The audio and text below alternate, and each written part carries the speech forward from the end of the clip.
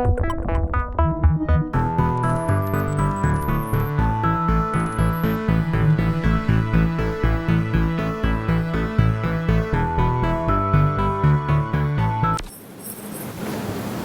what policy changes do you think need to be made in order to support and promote digital entrepreneurship in the future? Well, I believe policy is generally going into the right direction with regards to the 5 pillars, as you find many initiatives supporting the digital economy at many levels. I'm confident the current generation will find progressively that it can become easier to build strong digital businesses. Yet there's one factor that really remains disruptive to me when I face global competition. It's the fiscal environment and the taxation in Europe.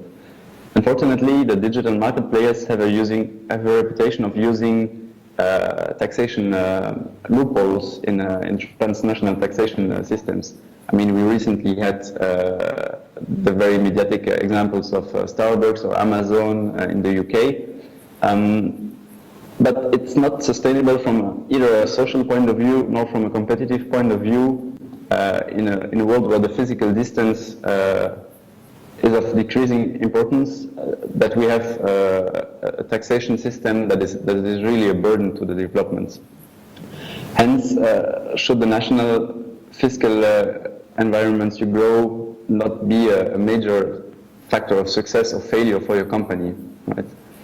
Currently, the social environment in Europe is still a fantastic heritage and something we should value a lot. But many trends also show some limits to the sustainability of the system. I think there's probably more to win in a proactive approach to the new digital economy in adapting the system than waiting for it to break down, actually. What skills do you think that digital entrepreneurs will need to enhance on and focus on in the future? Well, digital entrepreneurship is not only about having and developing great ideas. It's also a lot about building and consolidating a competitive advantage for businesses that are aiming for long-term development. It actually requires a strong set of management skills in business strategy and market development on top of the technological skills. As we currently live in a world where people tend to specialize in either business-oriented expertise or technical expertises, well, in the startups, you need people that can actually have both skill sets, at least a good base in both skill areas, because it's the combination of the two that can really make it work. And how do you envision big data could present opportunities for social entrepreneurship in the future? Well, big data is a massive opportunity in terms of business development. How digital entrepreneurship can have a social impact is mostly a question of intent. Mainly, the social economy probably needs to be using the same tools or the same science to analyze the data as other businesses do.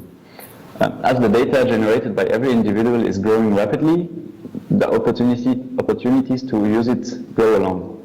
It gives the chance to optimize a lot of the investments you are doing in social initiatives with an unprecedented refinement. Today at Real Impact Analytics, we're very active in promoting financial inclusion for the unbanked in emerging countries by designing analytics-based products. Clearly, when you think about microfinance, it's directed mostly towards rural populations, for which you don't have a lot of information, basically. Just think, if you're doing a credit scoring for people in a village somewhere in Africa, well, the main point of data you can collect for them is their telecom data. That way you can build patterns, see how they behave, and eventually provide a sound base for credit scoring. And eventually, that's going to help the social investments go into the right directions. You have spoken about collecting the data from people in these emerging countries. And what kinds of data do you think will be available in the years to come, in addition to mobile communications data?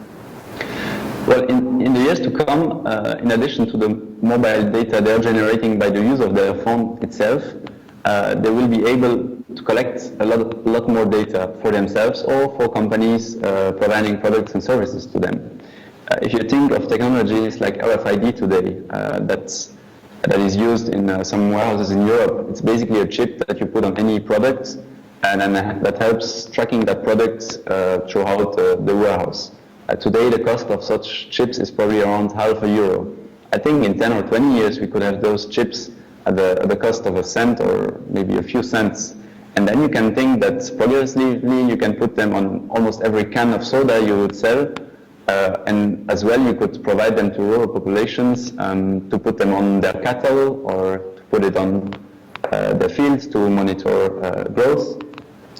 So basically, when you provide an African farmer in a rural region with those chips to monitor its cattle, it's the kids that can go to school because they're actually the ones usually watching the cattle. So the social impact there is tremendous. Today there are already projects that we've seen in Kenya and East Africa around developing applications, like mobile phone applications for farmers to watch their cattle. I think today the cost is still quite high for those people, but yeah, in 10 years I'm sure that's going to be almost a standard tool for an African farmer to have an iPad with its cattle on it.